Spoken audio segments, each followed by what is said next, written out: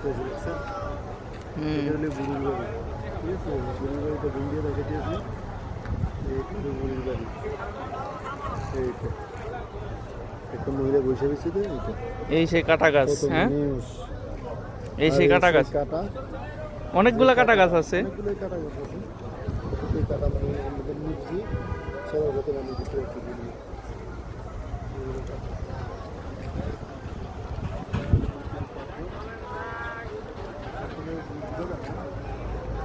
ওই পাশে একটা আছে দুটো পাথর ঠিক আছে পাথরের মনে করেন এই পাথরগুলো দিয়ে আমরা মন্দিরে করতে করার চেষ্টা করছি